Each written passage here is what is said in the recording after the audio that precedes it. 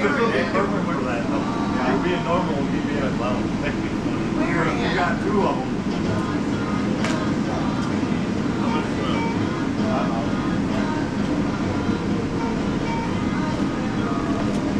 There we go.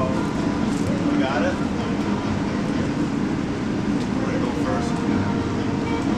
Shit, that was sweet. Welcome to High Voltage Diesel. We have no idea what we're doing around here. And there's good news and there's bad news, of course. There's always bad news. Guys, I'm so sorry, but there's always bad news when you work on these old cars. But as I promised, let's check something out first. Come on, follow me. This is what we have in this car right now. That is not including the price of the car and not including the price of the engine.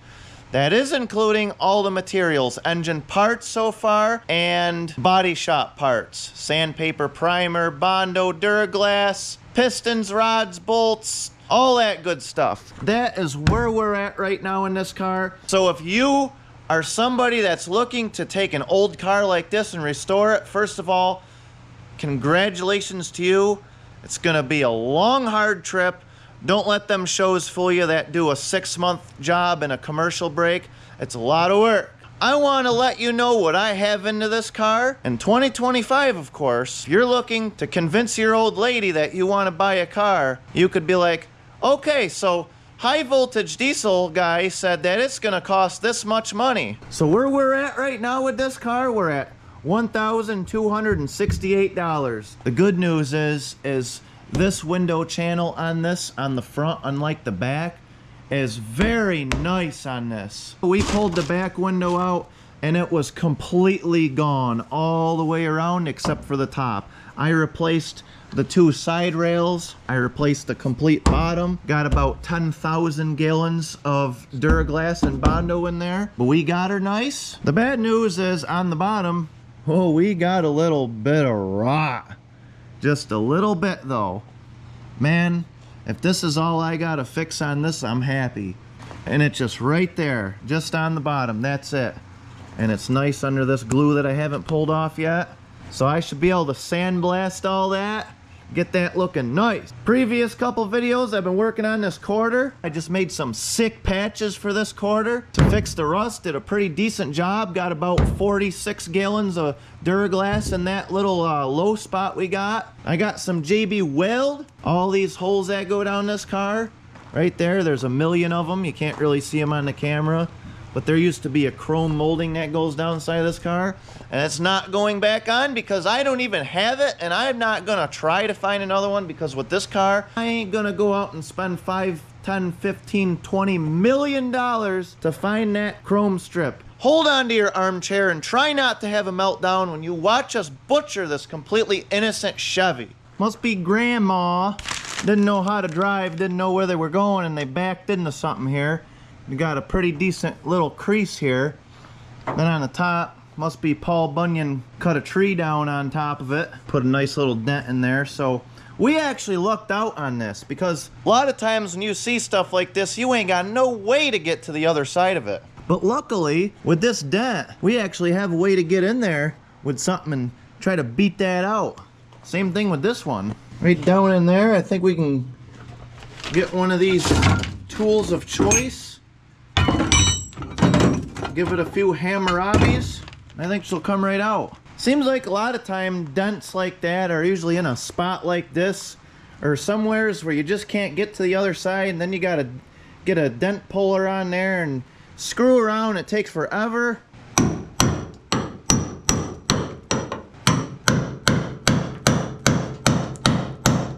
Come in, come in, come in, come in, come in.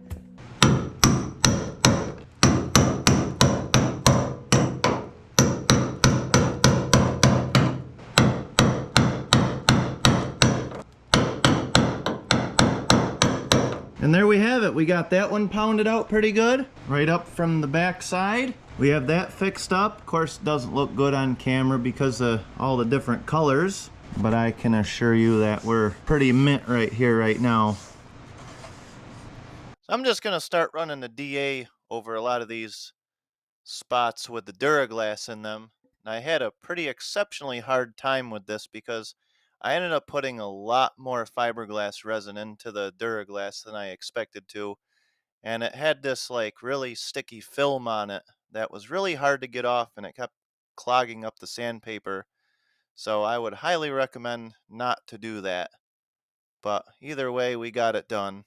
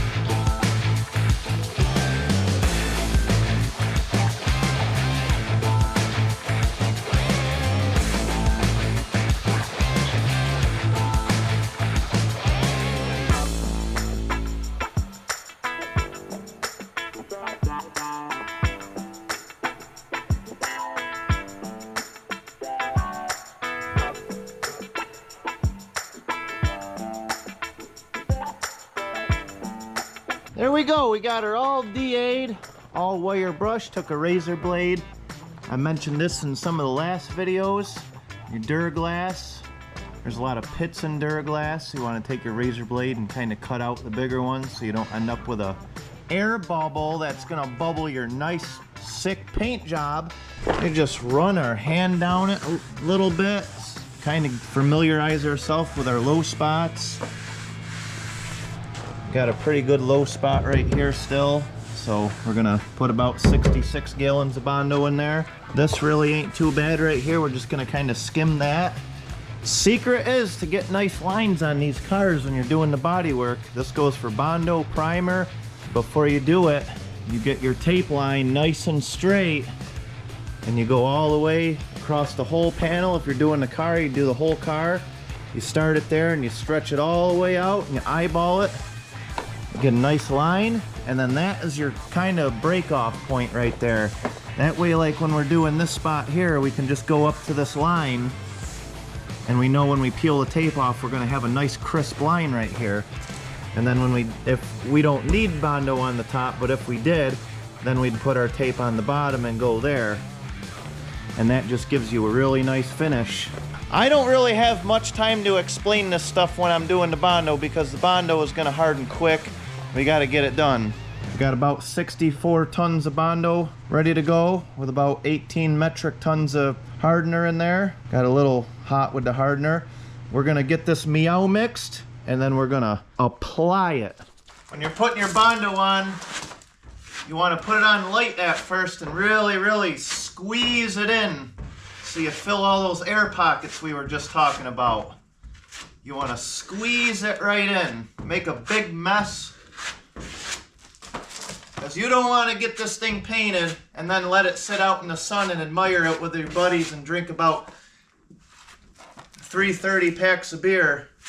Because you'll end up drinking more beer when you start seeing bubbles pop out.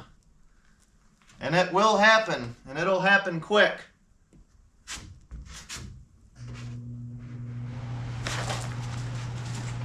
Kind of use the same technique as sanding on this kind of stuff. You take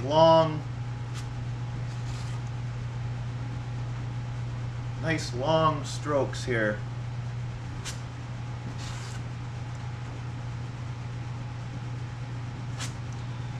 I'm really not happy with this particular Bondo that I chose for this project. It's really, really pitty, we call it.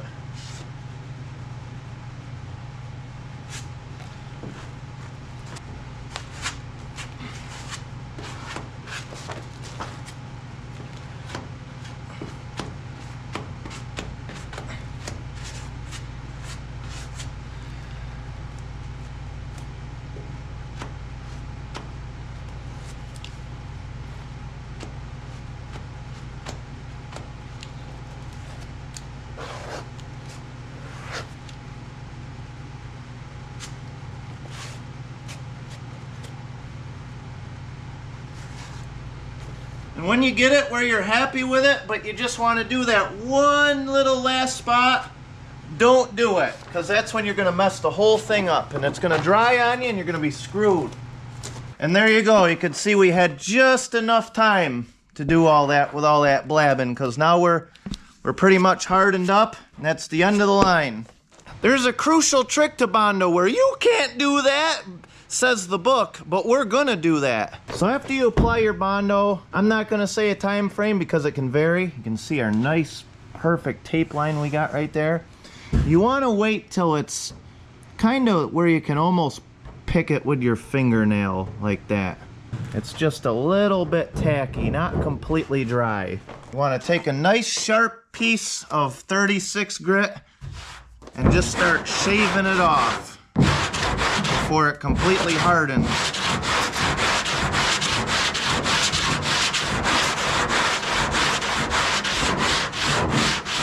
Start knocking your high spots down a little bit. You're gonna save yourself a lot of work.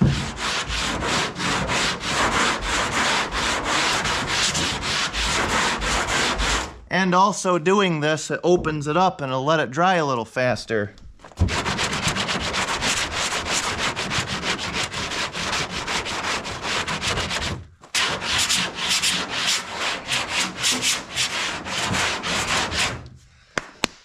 You get it to where it starts clogging up your sandpaper a little bit. Blow our sandpaper out, we're as good as new again. Just keep doing that. It's hard for me to tell you exactly when the right spot is. You just have to do it yourself. If it's too wet, you'll start peeling it off. And then it's like just after that.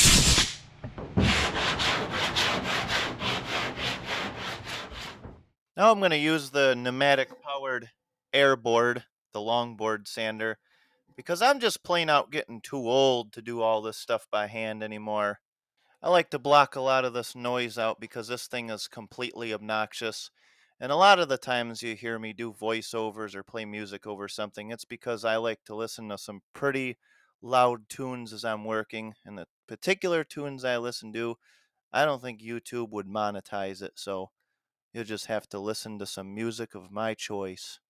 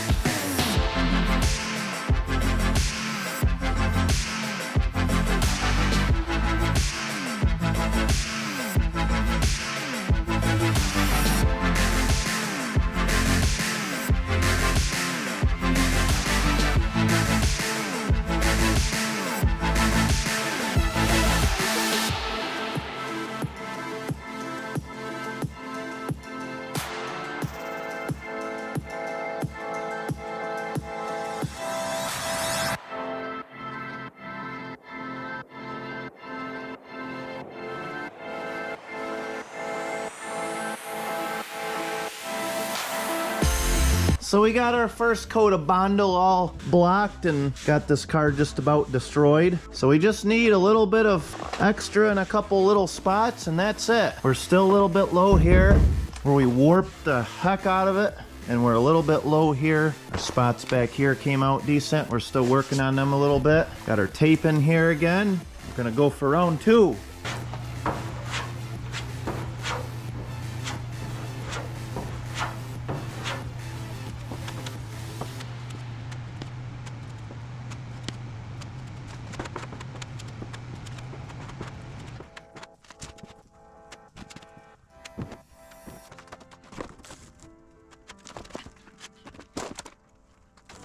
You can't do that, alarm! Sound the alarm! Sound the alarm! Hit it with everything we've got! So we got a couple low spots here. This Bondo is junk. I do not like this Bondo. This Bondo fits right in around here because it's junk with everything else. But this Bondo is so pitty. It's just really, really thick and it's just really low quality. and I don't like it. Even if I put resin in it or Bondo honey in it, it still gets them pits, and it spreads like concrete. Like it really sucks. So I'm gonna be getting rid of that, I think, and getting some different Bondo. But anyway, this isn't no big deal, especially for this kind of job. You know, honestly, any kind of job, like you'll see that right there. We got some pitting right there, and we got some, you know, we got a little low spot here. You could barely feel it. But, you know, sometimes putting Bondo over top of this and then sanding it again, then all this will end up low, and then you're just asking for trouble. They actually make a product for this. It's kind of like a thinner Bondo. I can't remember what it's called. We use urethane primer around here. We hate epoxy garbage at high voltage diesel. The only way to go with this kind of stuff, and I don't care what anybody says, I've been doing this my whole life, is urethane high build primer. That epoxy primer, you put it on there and it seems like it never dries. And I've used different brands, and it's like it gums up. You always, these are 36 grit scratches right here. And we are gonna primer right over 36 grit sand scratches. So you guys that went to school and college and BOCES and all that, and your teacher told you to finish this off with 320 before you primer it, you guys are gonna have a meltdown. But guess what? I've been doing it like this for years. My father's been doing it like this for years before I was even born.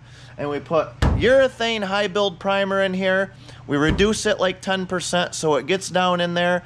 Never, ever, ever had a problem. Even on show cars, never had a problem. Basically, you can look at urethane primer, some kinds of it, as like a liquid form of Bondo. So basically we're putting liquid Bondo on this. We'll block this again after it's primered with 180. We'll primer it again, and you will never see them 36 grit scratches. Now, I am by no means sponsored by this company or anything like that. This is my own free will. But this Finish One urethane primer is the best frickin' primer in the world. I don't care what anybody says. You're never gonna convince me otherwise. This stuff is the way to go. Been using it for years, never had any problems. Primer right over 36 grit scratches with this on Bondo. Block it out, primer it a couple more times, and you are good to go. This garbage here, this is the stuff I was just complaining about, and I hate it. It's absolute junk. So we're gonna do a favor, and we're gonna have, this thing's actually just about full. Today's garbage day. That's where that's going. I'm done with it. I'm not even gonna use it anymore.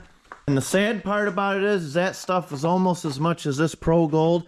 Love this stuff. This stuff is just excellent, excellent, excellent. So I'm gonna go get another gallon of this, and probably be hard to find because of where I'm at, kind of out in the middle of the boondocks. So we're gonna find another gallon of that, and that's what we're gonna use from now on. I've been using this SCM self-etching primer 39693 for a long time. I love it. It is very expensive. It's about 35 to 40 bucks a can, depending on where you buy it from. But you use it very sparingly. You just dust it over the bare metal. It's not like you need 16 cans on one panel, but it does go fast. We're gonna be closer to this car than 6 feet when we're painting this, so we definitely don't want to catch anything.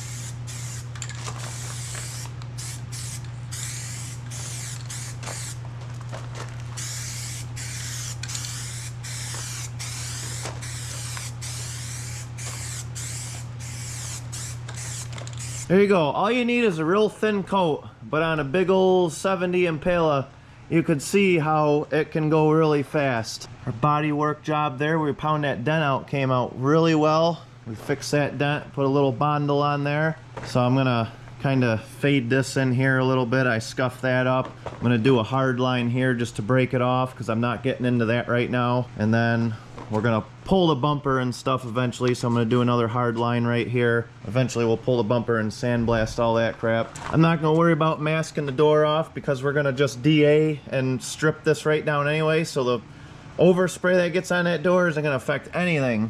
We're going to primer right down to this line right here. So you're seeing the first out of 3 or 4 coats of my urethane high build primer that I have reduced about 10%.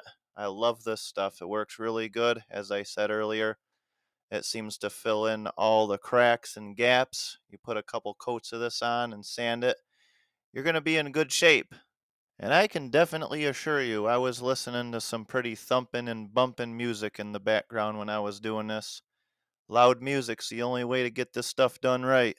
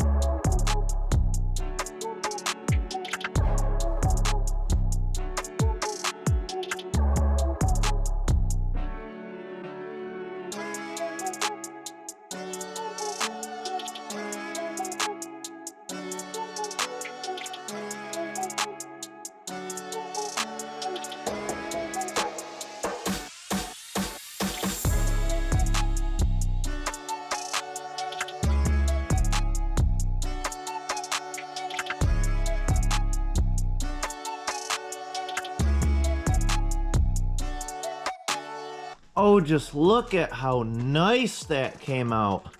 You can actually see that body line I was telling you about really well, how it kind of comes around. We had to kind of get a little creative to kind of keep it like that.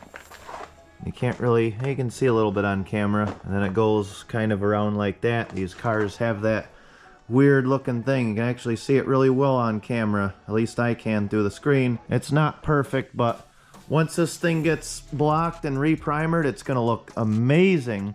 Our little dent up here came out good. A little dent down here, not perfect. That's actually supposed to have a little bit of a thing there, I believe. Oh, well, it's actually not, I guess. Well, guess what? It does now. You know, that is why I am enjoying working on this car, because this car is not a high caliber restoration like the 73 Duster I'm doing. This car is kind of like the anything goes. And you know what? I'm not gonna spend the next 6 hours doctoring this up, taking all this stuff off, getting down in there. You know what? It's a heck of a lot better than it does. And the only ones that are gonna know about it is you and me. That's it. People are never gonna notice that. If I go over some Amish horse crap in the road, it's not the end of the world. But she's definitely gonna be a head turner. Well, folks, here it is. Another garbage day comes to an end. Hope you learned something, or not. I probably need to learn more. We will see you guys on garbage day again. End of transmission.